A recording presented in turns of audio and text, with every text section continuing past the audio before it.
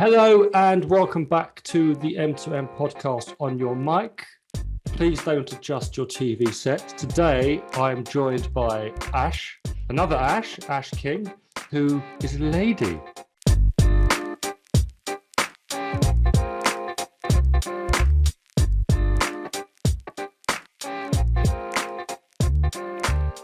Great to have you on board. It has been, in fairness, very kind of white middle-aged men in focus. So it's good to get some. You're ticking some of my. What's the diversity what boxes? Yeah. Yeah, that bit will get cut out. So it'd be great to hear about you and your cycling experiences, and just talk about, ladies in the sport, why you love it, why you encourage others to get involved, and some of the frustrations you have that hopefully we can try and help contribute to turning around. So a bit about yourself, Ash. Who are you? And I feel like Cilla Black, where do you come from? I was kind of known in the group as Little Ash, and you've previously interviewed Big Ash. I work in fitness, so that was my background, having taught 10 years of classes in a studio, one of which was spin, and hadn't been on a bike in my adult life. And it was a colleague and friend of mine who turned around to me after a class one day and just said, why do you not get on the road and ride? The thought of being on the road terrified me. And he said, well, get a bike and I'll take you out and see how you feel. And I was at a turning point in my life, professionally and personally. I think I had lost my identity, and I was really up just for saying yes to anything that came my way. And I am that person that once you get a bee in your bonnet, you have to do it there and then. And I think within the week I had a bike, and I went out for a ride that weekend with my friend and hated every second of it.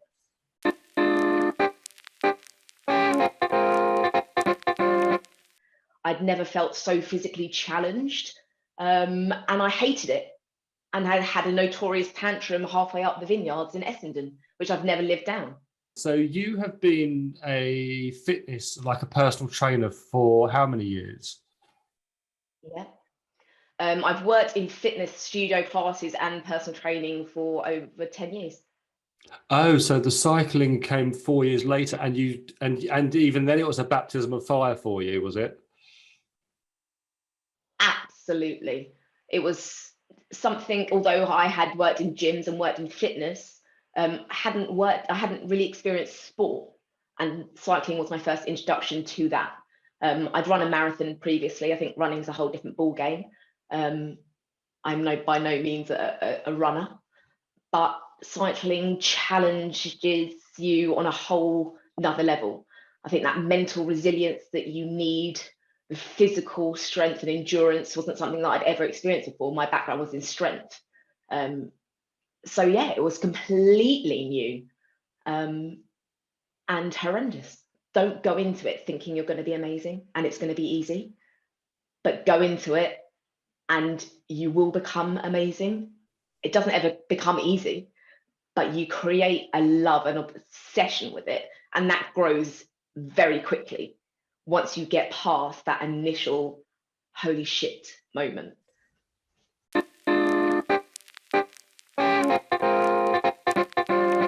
I want to refer to a conversation we had off camera when I approached you about this podcast and the whole point of M2M cycling.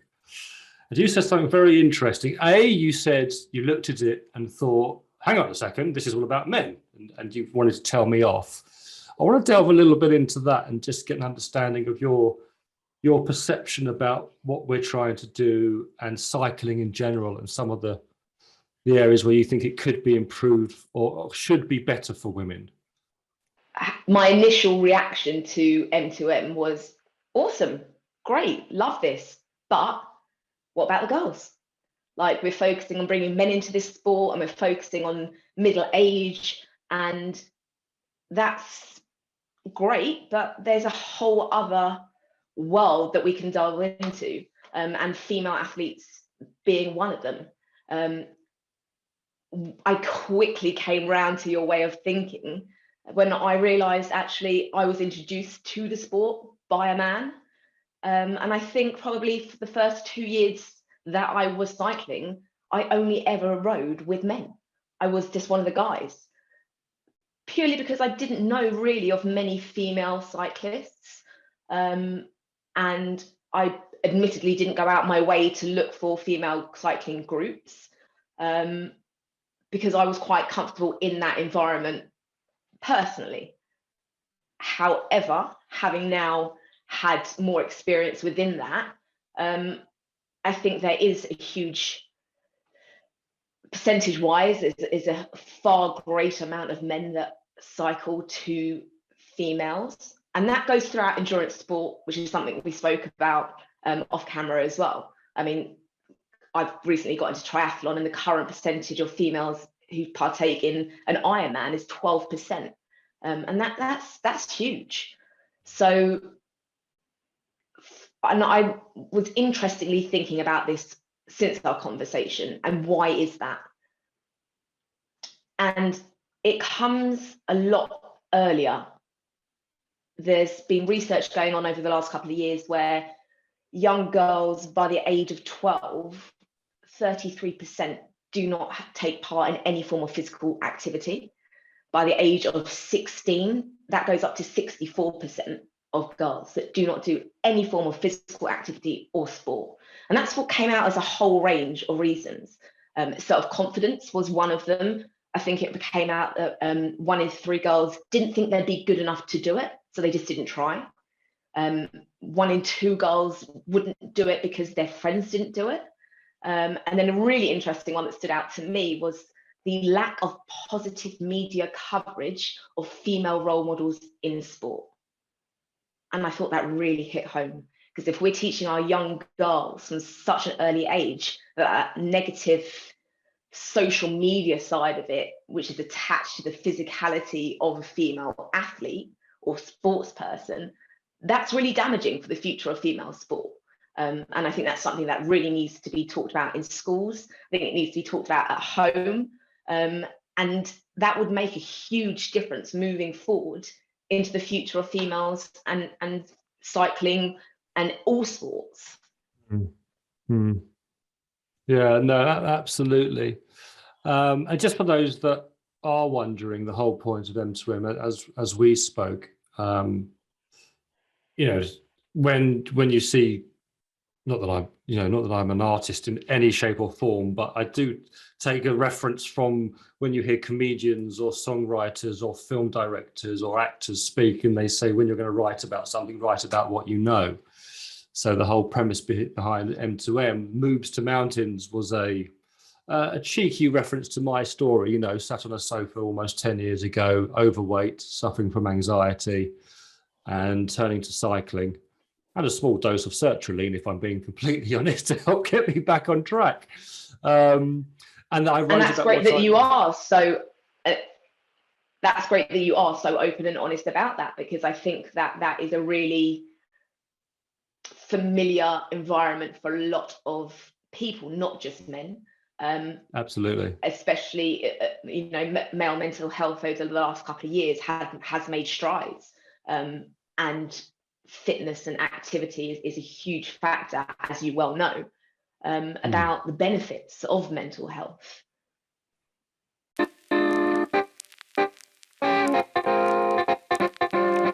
So whether male or female, whatever background, whatever orientation, whatever nationality, whatever religion, what advice would you give to anyone getting into wanting or thinking about getting into cycling? Where would you start? I think speaking and in forums or blogs or a community like you're creating to cyclists is a huge benefit. I never would have got into it and advance as quickly as I did if I didn't have such a strong group around me. There are amazing cycling beginners clubs as well at the moment, and you can go having never had any experience in a group, and they will teach you so much about cycling. And I think completely take the pressure off yourself as well. Do it because you enjoy it. Don't do it because you think you need to be good at it, because you will get good at it when you start loving it and when you start enjoying it. It's something that I was also thinking about when we first rode, and it was when I had my first bike. So that was like 2017. What was your first bike? What make, what model? How much did you spend, if you don't mind me asking? No, not at all. Like I said, I was in the bonnet, so I got an idea into my head and I literally went out and bought a bike. I did no research. I got the wrong size, and I actually ended up with a man's extra small because I wanted it there and then. So it was a Giant, and it was a cross, so it wasn't even a real road bike, which actually I think paid dividends in the end, because you have to work a little bit harder on a heavier machine. Having said that, if I had my first time around again, I would definitely do my research. I would go and try. I mean, I was too embarrassed to go into a bike shop and sit on a bike to see if it would fit me. It was so intimidating to me, and I didn't know if it fitted me because I'd never been on one in my adult life. So just that alone, I just kind of went into a shop and kind of sat on a bike and went, yeah, I'll have that. And I rode it out. I think it was about 700 quid. And it didn't fit me well. And I upgraded about a year later, and it was worth every penny. I went from probably one extreme to the other. I went for an aero road bike, which is Liv, which is the female version of Giant. I spent, I think it was in the realms of 4,000. I've done a couple of upgrades on it since, little add-ons, but not mega. And if you're going to ask me anything technical about my bike, there's one very easy answer. I don't know. What colour is it? Sorry, it's we're going... beautiful. It's black and pink and purple. Oh, we've got all stereotypical. You see, we've got all generalistic again. So ask a female about the machine. It's like, I know the colour. I don't know what gears or torque. I have enough gears to ride well. I have a fantastic group of people around me for if anything goes wrong, they get handed the bike. Yes, I have matching shoes to my bike. We all have matching shoes. That's not a female FYI, thing. That's not a female thing. Yeah, that's not a female thing. That's a vanity thing. In fact, I think men are worse with that, if I'm personally honest. But yeah, in terms of technical side of things, I have no idea. And to be honest, I don't care. I like riding it. My wife's always said I'm about 20-30% gay, so the fact that I spend so much time thumbing through Lycra on the likes of Wriggle only compounds that belief. It's not concerning. I can't buy that, darling. I haven't got any matching shorts. It's sad but true. I just heard myself. I thought, I'm joking, but that's what I do. Yeah, in every joke there's an element of truth. Absolutely. And we all start saying we're not going to be that person. We all end up that person.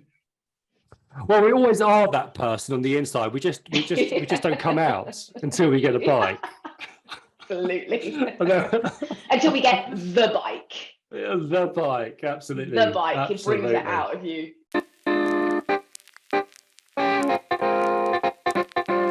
With mentioning your wife, if I can throw back your question to you, have you ever invited your wife to come riding with you? Or the wives of, I know you have your group, and have that conversation ever been had, and what was the response? That is I'm so glad you asked that, Ash. And Tracy, when you watch this, I did not encourage that question. But I'm glad it's brilliant. He didn't. It's been on. So in lockdown, Tracy wanted to get fit, and I've got a turbo trainer, which comes out when the weather's rubbish. I was on it this morning. Hence, I may just nod off at some point in this conversation. Don't take it personally. It's just like Zwift is a bastard and beat me up this morning. So she's been looking at me on this thing, and it's not a pretty sight. You know, I'm 6'2" and I'm a bit paunchy, and because you sweat. And she's looked at me in that state and thought, I'll have a bit of that. Madness. So the bike or the the riding, the exercise. No, God, not the thing on it. Quite the opposite for the thing on it. She's like, oh, I married that. God damn. So we got her some shoes, we got her some shorts. Again, the shorts are quite good, mate, because especially for turbo training, you want good padding because it's uncomfortable. Anyway, 3 rides, three goes she had, and then she hasn't been on it since. Do you know why? Because she says it hurts her legs. She's right. Yeah, cycling does that. Absolutely. But and this is why it's great talking to you, and hopefully we get more females on the show, is because I've got a daughter, Sophie. Yeah. And she has ridden with me. She doesn't have a road bike, and she's getting to that age now, 13, nearly 14, where I hope she does keep the sport going. She's great at netball, and she is, although she'll hate me for saying this, but she's quite good at sport, and I think she's got some natural athleticism in her. But she is of that age now where it's not cool and her friends aren't doing it, and I'm just worried that there'll be nothing. So I'm keeping the shoes for her, because she's 13, 14. She's very tall. She's 5'8", 5'9". Wow. She's got the same size feet as my wife. So I'm keeping the shoes for her, hoping that she'll pick it up, and she and I can go out one day, father and daughter. That'll be amazing. And if she would like some female camaraderie, I'd be more than happy to come and join you on a ride with her.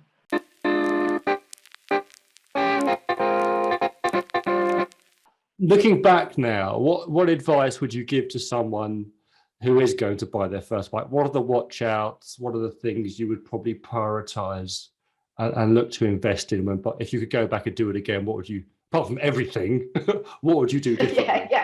Yeah, I pretty much did it all wrong, so I would do it all over again. I would not necessarily go and buy a new bike. I would definitely look around. There's some fantastic secondhand bikes, people like me that go out impulsively buy bikes and then decide after 3 uses never to use it again. So there are some like new great bikes out there, and go and sit on it, feel it, sit yourself in a saddle, which inevitably, if you are a beginner, is uncomfortable. You do get used to it. Don't compare it to a spin bike. That's like sitting on a cushion compared to a road bike. And I would spend, we briefly mentioned, on good padded shorts. That makes a huge difference. I think you get what you pay for with that. I spent many a year also in the motocross mountain bike clips instead of road bike clips. So I would definitely go straight into road bike clips and shoes straight away. And inevitably with cycling, there's always something to buy. Yes. So don't buy it all at once. Yes. And if you do buy, you've got, especially if you walk into a shop, you've got to get if you sweet talk the shopkeeper or the shop assistant, you need 2 receipts, right? There's the receipts. Well, this is if you're a man or if you're a woman. Or if you're a woman. This I know what's coming. Yeah.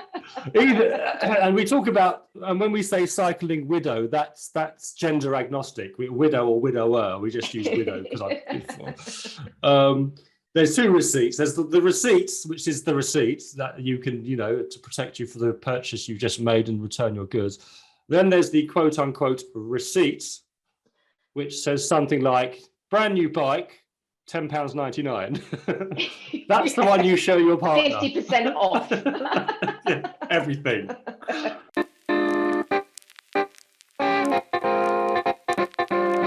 It's great to have you on as a fitness professional.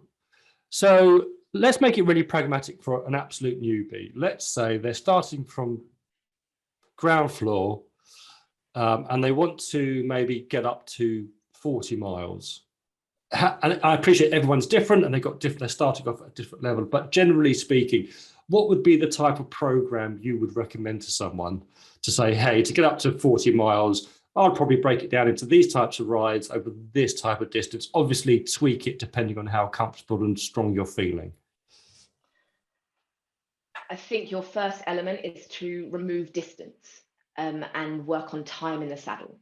So if you are new to fitness, if you are new to cycling, and that includes spinners, because that's also, it's like running on a treadmill and running on the road. They're very different activities. Set out and set yourself a time. That might be half an hour, that might be 45 minutes. And do that without going out 100%. I think it's very easy to get on your bike and to push as hard as you can go for that duration. And then you spend the rest of the week recovering. If you pull back slightly, so you're not going in all guns blazing, you work up from your half an hour to your 45 minutes to your hour, and you get that in 3 times a week, let's say, then you start looking at your average speed that you're doing in those times. And then that might be something that you want to focus on. So I know if you've got time restraints, one way of increasing fitness, or every way of increasing fitness, is to increase intensity. And that can be done via time. So you extend the amount of time that you're riding for, or the intensity that you ride in the same amount of time. So you still go out for your hour, you just push harder. I think look at your nutrition as well. Something even as a fitness professional with all the knowledge in the world, something I'm really bad at is warming up before riding and cooling down after riding. Is that something that you do, Ben? I don't do it religiously, because sometimes you come in, you're absolutely shagged, and the last thing you want to do, you just want to get in the shower, get some food inside you, and then sit on the sofa. But funny enough, the days I do stretch properly, you do feel the come down is a lot less intense, so to speak. Yeah, as well with your protein intake post session. So after riding, you've got like a nice window that you want to get a good hit of protein in. And that stops your muscle breaking down and helps to rebuild any tears that you create through training. And hydration, within that first hour post-ride, get a litre of water in. If you haven't taken electrolytes on during your ride, get in your electrolytes, rehydrate. And all those elements will help you recover. And then you can get back on your bike and get in your sessions. You can't emphasize enough the importance of a strong core in any sport, but with cycling, the position that you're riding in, with that leaning forward, if you've not got a strong core and you can't support your upper body, you find you'll get a lot of pressure going through your lower back. And it also just helps with that endurance, because, as a beginner, your first hour, but then you're going to build that to 2 to 3, 4, up to 6 hours in the saddle. You need to be able to support all the other muscles in your body for that duration.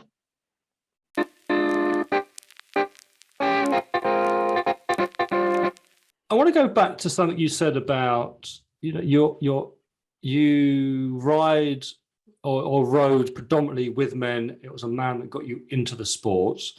What about now? Are you riding with more females, or it's still just the guys you ride around with? I actually tend to spend most of my time riding solo.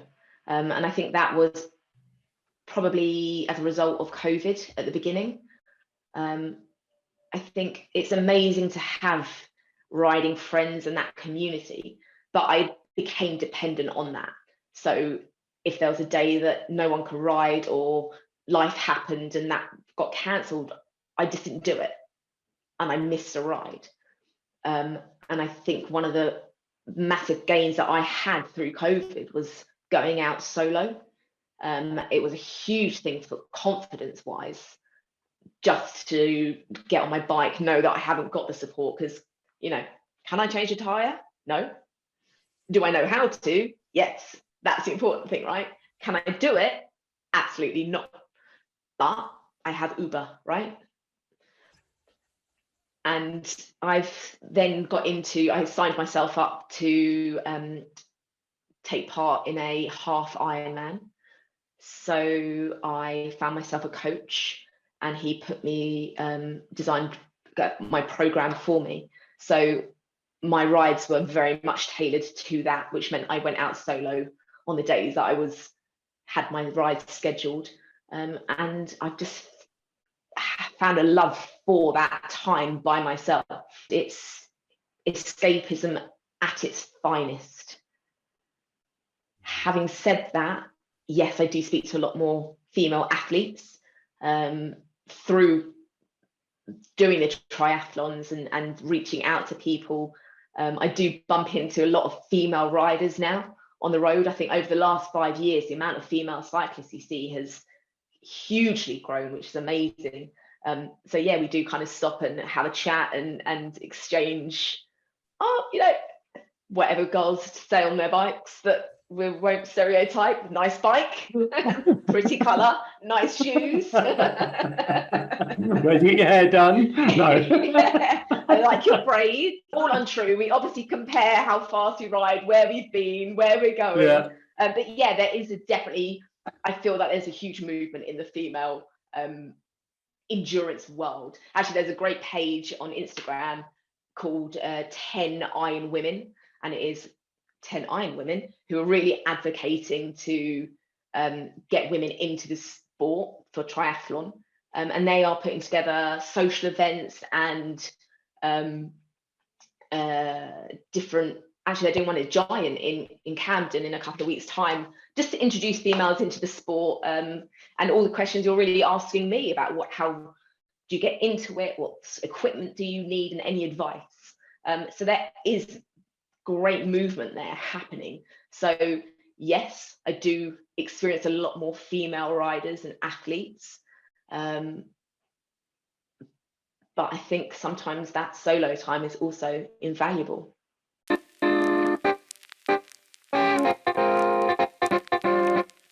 If somebody was on a limited budget, bike aside, the bikes are given, and there were 2 or 3 key bits of things that you would strongly recommend that they pick up or look to put on their next things to buy shopping list, what would the top 3 things be for you?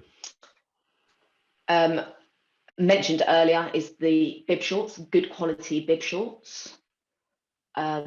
Your bike computer, which you mentioned, and you don't have to go expensive with them. They do go astronomical if you want that really advanced technology, but actually just to have a little bit of information in front of you when you're riding, your heart rate, how fast you're going, and the distance you're going, just to help you with your own backlog of fitness, something to compare to, drive towards. I think that's quite invaluable. For me personally, I'm a bit of a sucker for sunglasses or eye protection, truthfully say. I know a lot of guys and girls, I say girl that generically, don't ride at all with glasses in the winter. I just like having that eye protection just in case anything comes off the road and hits you in the face. But the low light lens, I think, has been a game changer for me, especially dark mornings, getting dark at 3 o'clock in the afternoon. So that's one of my favorites. And that's an investment, again, that you keep. They can last for years. Yeah. Yeah, I've got the photo, is this how you pronounce it? Photochromatic pair. They're just in different lights. That's it. Good. And all you need is one bug to hit you in the eye, and you're convinced that you need glasses. If you think you're traveling, if you're traveling at 15 miles an hour in one direction and a fly is traveling in the other direction at 15 miles an hour, That's a fly's amazing. Slapping you in the mush at 30 miles an hour. Yeah, absolutely. And not that long ago, this summer, I had a bee fly into my helmet and got stuck in my helmet as well. So, you know, that could be your eye, and that's just not something you want. Yeah. So ultimately, yeah, protect the goods.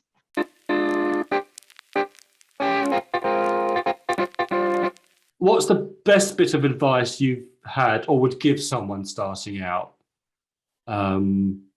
just in general, to help them maybe enjoy it or get up to speed as fast as quickly as possible? I think the advice I was given and the manner in which I started riding was along the tone of, if you ain't dying, you ain't trying. And that's and I rode with that for a long time, and it actually was quite. Did a man tell you that by any chance? That sounds very masculine. I wasn't going to comment, but yes. And it became detrimental because the night before I was going out for a big ride, I became quite anxious about it, and you know, that real, am I going to be able to do it? Will I be good enough? Can I keep up?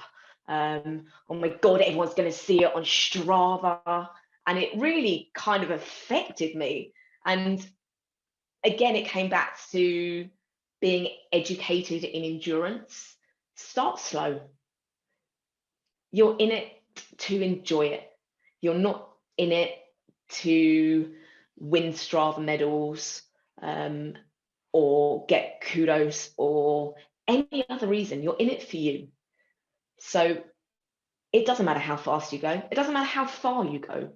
Go out, clear your head, love the environment, make it a social scene if you want to.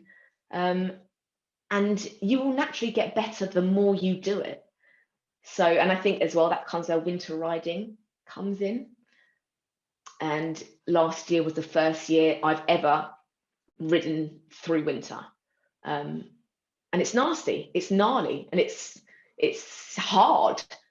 And you come out the other side of it having put those winter miles in. You get a beautiful spring day, and you get on your bike and you fly, and you just go, wow, that was so worth it. Previous spring, summer, as you're coming into a new season and you haven't been on your bike for 3 or 4 months, and you feel like every year you're just starting again. So ride it through. It's cold, it's wet. We have a mantra at m2M, which is cheesy and corny, but hey, people that know me know I'm a purveyor of terrible dad jokes, so I can live with that. You're allowed. But we don't agree. I agree with you in terms of the whole no pain, no gain, just nonsense. Well, we do say winter miles means summer smiles. I love that. You are right. It's thank you. It's but it's true, and often when we are grueling through a winter ride and you've got a 25 mile an hour ice wind blowing you in the face and you're going up a hill and it starts raining, somebody always will shout that, and you go first you go off, I'm dying here, but then it does hit home and you go, yeah, it just helps you power through.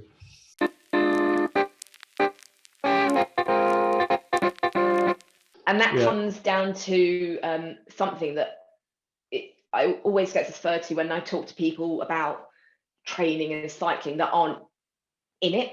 And they always say, oh, you're so motivated. How do you do that? And motivation is such a misunderstood concept. Motivation isn't a given. On most days, you don't feel motivated until you've taken action. So when my alarm goes off tomorrow morning at 4 a.m. to do my turbo, like you probably did this morning before work, you don't feel motivated. What you have is discipline. So tonight, I'm going to be disciplined enough to set up my bike, set my alarm, get my coffee in the machine ready for the morning, to get on my bike. Halfway through my session, my motivation comes. I start loving it. At the end of my session, more so the end of a ride of a weekend, you feel like you can take on the world, that's when your motivation comes in. It's during and it's after. The bit you need to get you out the door is discipline. And it's a really distinct difference. A lot of the people who do contact me through social media or through the website, they say, how do you stay motivated? What tips would you give to stay motivated or disciplined? Let's use that language now. And you mentioned something good there. So, getting the equipment out the night before, literally laying my clothes out next to my bed so I haven't got that excuse of, I've got to rummage through the wardrobe. They're great ways to be disciplined, which then will drive the motivation. What tips would you give to help discipline / motivation? Schedule and routine. Get it in your diary. We all have our work diaries. We all have our social diaries. Create a training diary. Put it in there. Give yourself, we all have different amounts of time. It's so whatever time you can create in your week, give that half an hour, put it into your diary. If it's early morning, which it's preference. Some people like training in the morning, some people like training end of the day. If you like to take a stop off at the procrastination station, train in the morning. Set your alarm early, get yourself prepped the night before, set the alarm, get up, get it done. By the time you've got out for work, your training's over. It does pay dividends when you come to your weekend ride, having done your disciplined sessions during the week, your riding at the weekend becomes enjoyable. Far more enjoyable, should I say.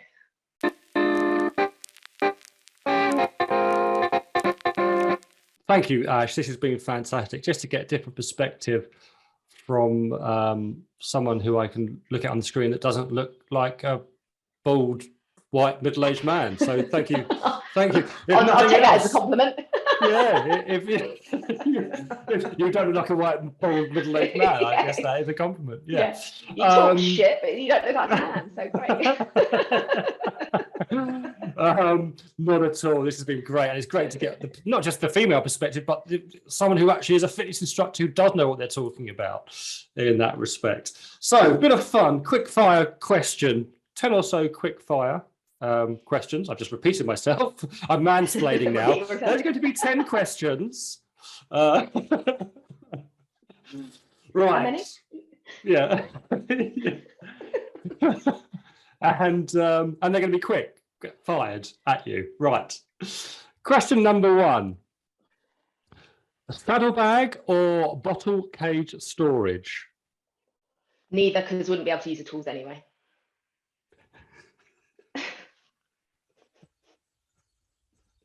Oh dear, this is going to be fun. I think you've answered this already. Pedals, clip in or clip out? Clip in. Preferred route, country bumpkin or city slicker? Country. Climb or descend? Ooh. Descend. Seating position, high and mighty, down and dirty? Down and dirty, baby. Garmin or Wahoo? Garmin. Okay, now go to bikes. Sorry? Okay. The face on the Garmin. It's like, oh. No, I've got Garmin. Good. Yes, they are glitchy as hell. You just got to be patient with them. Okay, right, back on track. Bikes, brands, Specialized or Giant? Giant. Trek or Canyon? Canyon. The final, Canyon or Giant? Giant. It's just your bike because you've got a live bike, isn't it? I've got a Canyon. We'll have to agree to disagree on that one. Agreed. Your preferred clothing brand? Rafa. Oh, you're one of those. Yes. Okay. I'm not ashamed.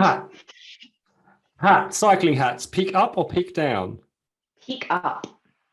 Turbo trainer. Heaven or hell? Oh, hell route to heaven. See what you did there. Very good. Do you like that? Okay. Yeah. And the final question. This is the most sophisticated, classy one, catered for my typical audience. And because you're a lady, clearing your airways, nose wipe or snot rocket? Snot rocket. You go, girl. Thank you for your honesty. Always. You'll always get that from me. Ash, thank you so much for your time. It's been really informative. That I've learned stuff around the whole motivation piece and discipline, and I love the bit about getting into it. It's not about distance, it's about time. I think that's a really helpful point, which no one else has covered. So really thank you for your time. Great to have you. Hopefully you can come back again and you can give us an update on getting the work you do and how you encourage females into the sport, cycling or otherwise. For anyone else watching or listening, thank you for joining us again. There's loads more. There's other podcasts, there's the blog, there's the forum. You can find it all over at m2mcycling.com. Head on over there, sign up, and hopefully you'll find some help. Until next time, ride safe, and we'll see you soon.